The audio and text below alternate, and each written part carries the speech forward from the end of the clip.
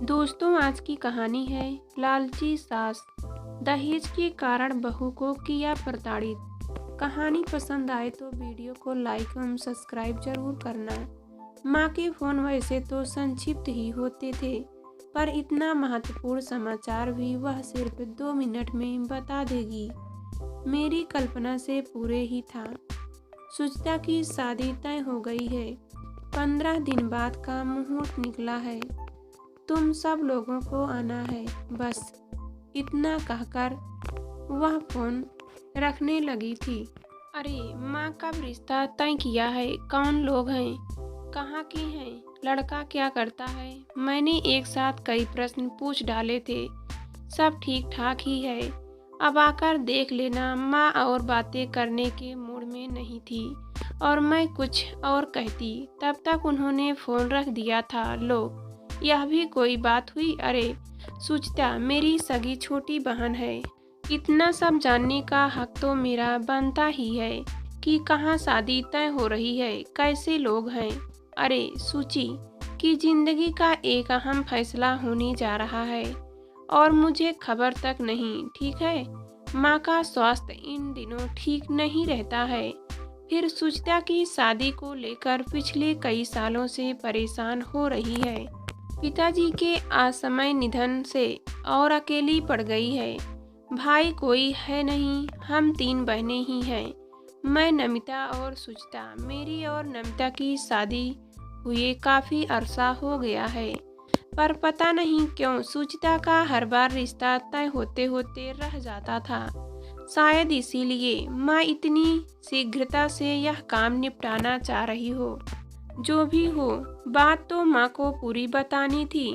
शाम को मैंने फिर सुचिता से ही ये बात करनी चाहिए थी, पर वह तो शुरू से वैसे भी मितभाषी ही रही है। अभी भी हाँ हूँ ही करती रही। दीदी, माँ ने बता तो दिया होगा सब कुछ। स्वर भी उसका तटस्थ ही था। अरे पर तू तो पूरी बात बताना, तेरे स्वर में भी कोई खास उत्साह नहीं दिख रहा है। मैं तो अब झल्ला ही पड़ी थी। उत्साह क्या, सब ठीक ही है। माँ इतने दिन से परेशान थी, मैं स्वयं भी अब उन पर बोझ बनकर उनकी परेशानी और नहीं बढ़ाना चाहती। अब यह रिश्ता तो जैसे एक तरह से अपने आप ही तय हो गया है, तो अच्छा ही होगा। सुचिता ने भी जैसे तैसे बात समाप्त कर दी थी। राजीव तो अपने काम में इतने व्यस्त थे कि उनकी छुट्टी मिलनी मुश्किल थी। मेरा और बच्चों का रिजर्वेशन करवा दिया। मैं चाह रही थी कि 4-5 दिन पहले पहुंचूं, पर मैं और नमिता दोनों ही रजिस्ट्रेशन के कारण ठीक शादी वाले दिन ही पहुंच गए थे।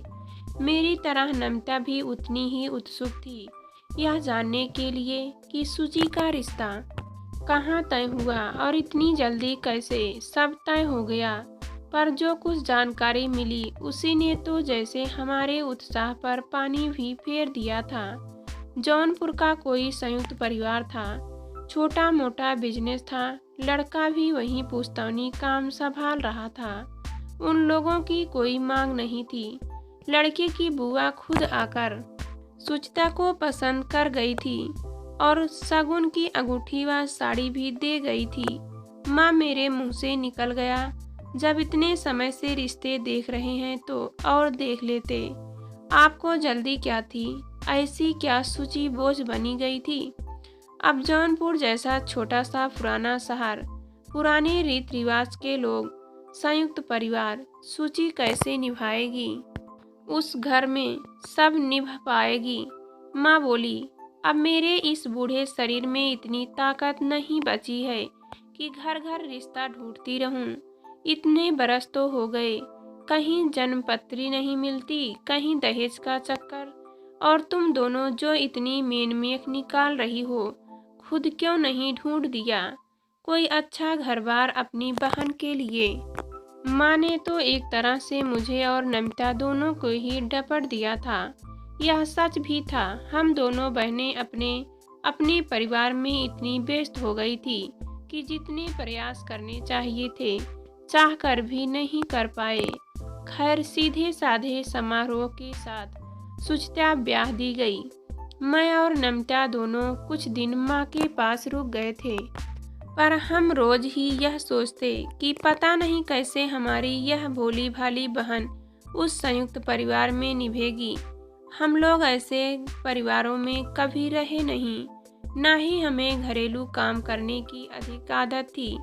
पिताजी थे तब काफी नौकर चाकर थे, और अभी भी माँ ने 2 काम वाली बाई लगा रखी थी और खाना भी उन्हीं से बनवा लेती थी।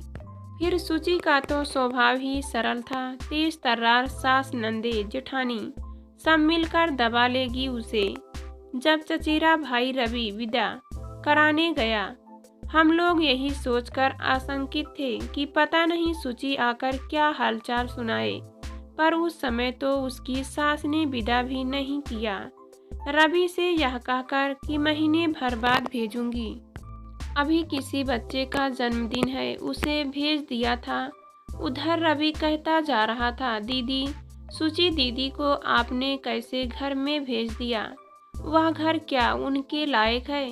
छोटा सा पुराने जमाने का मकान, उसमें इतने सारे लोग।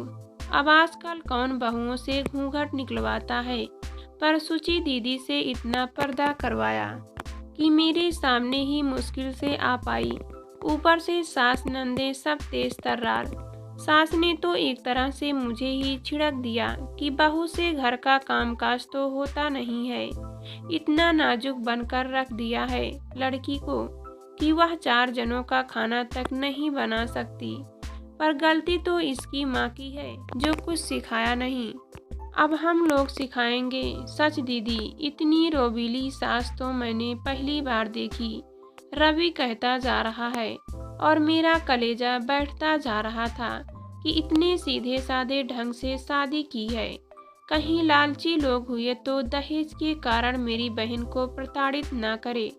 वैसे भी दहेज को लेकर इतने किस्से तो आए दिन होते रहते हैं। सुची से मिलना भी नहीं हो पाया। माँ से भी इस बारे में अधिक बात नहीं कर पाई। वैसे भी हृदय रोग के मरीज हैं वे। सुची से फोन पर कभी कभार बात होती तो जैसा उसका स्वभाव था, हाँ हूँ में ही उत्तर देती। बीच में दशहरे की छुट्टियों में फिर माँ के पास जाना हुआ था। सोचा कि शायद सुची भी आए तो उससे भी मिलना हो जाएगा, पर माँ ने बताया कि सुची की सास बीमार है, वह आ नहीं पाएगी। माँ, इतने लोग तो हैं उस घर में, फिर सुची तो नई नवेली बहू है, क्या वह वही बची है सास की सेवा को, जो 4 दिन को भी नहीं आ सकती? मैं कहे बिना नहीं रह पाई थी। मुझे पता था कि उसकी नंदे जेठानी सब इतनी तेज हैं, तो सुची दब कर रह गई होगी। उधर माँ कहे जा रही थी, सास का इलाज होना था तो पैसे की जरूरत पड़ी। सुची ने अपने कंगन उतारकर सास के हाथ पर धर दिए। सास तो गद्द हो गई। मैंने माथे पर हाथ फेरा। हद हो गई बेवकूफ़ी की भी। अरे, छोटी मोटी बीमारी का तो इलाज यूं ही हो जाता है, फिर पुश्तौनी व्यापार है। इतने लोग हैं घर में, और सास की चतुराई देखो, जो थोड़ा बहुत जेवर सुची मायके से लेकर गई थी उस पर भी नजरें गड़ी है। उधर माँ कहती जा रही थी, अच्छा है उस घर में रस बस गई है। सुची माँ भी आजकल पता नहीं किस लोक में विचरण करने लगी है, सारी व्यवहारिकता भूल गई है। सुची के पास कुछ गहनों के अलावा और ही है क्या?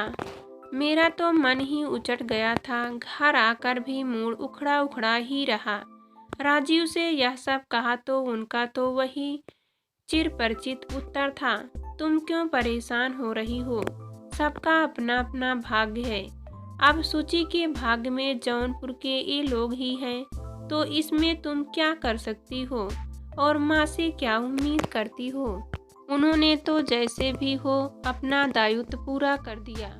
फोन पर पता चला कि सुची बीमार है, पेट में पथरी है और ऑपरेशन होगा। दूसरी कोई शिकायत हो सकती है तो पहले सारे टेस्ट होंगे। बनारस के एक अस्पताल में भर्ती है, तुम लोग देख आना, मेरा तो जाना हो नहीं पाएगा, माँ ने खबर दी थी। नमिता भी छुट्टी लेकर आ गई थी। वहीं अस्पताल के पास उनने एक होटल में कमरा बुक कर लिया था। रीता, मैं तो 2 दिन से ज़्यादा रुक नहीं पाऊंगी। बड़ी मुश्किल से ऑफिस से छुट्टी मिली है। उसने मिलते ही कहा था, मैं भी कहाँ रुक पाऊंगी। छोटू के इम्तिहान चल रहे हैं। नौकर भी आजकल बाहर गया हुआ है।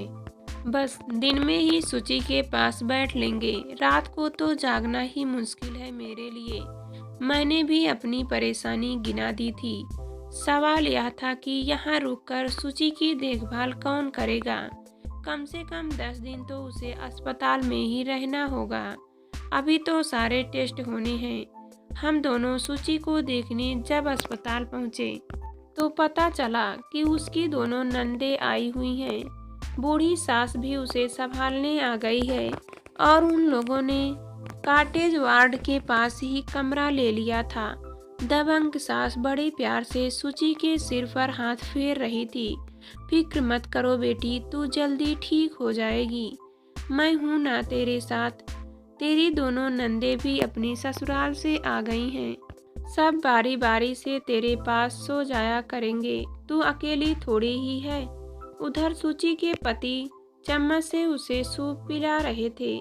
एक ननद मुंह पोंछने का नैपकिन लिए खड़ी थी। दीदी कैसी हो? सूची ने हमें देखकर पूछा था। मुझे लगा कि इतनी बीमारी के बाद भी सूची के चेहरे पर एक चमक है। शायद घर परिवार का इतना अपनत्व पाकर वह अपनी बीमारी भूल गई है। पर पता नहीं क्यों मेरे और नमिता के सिर पर कुछ झुक गए थे।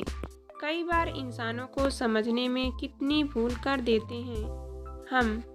मैं ऐसा ही नहीं सोच रही थी।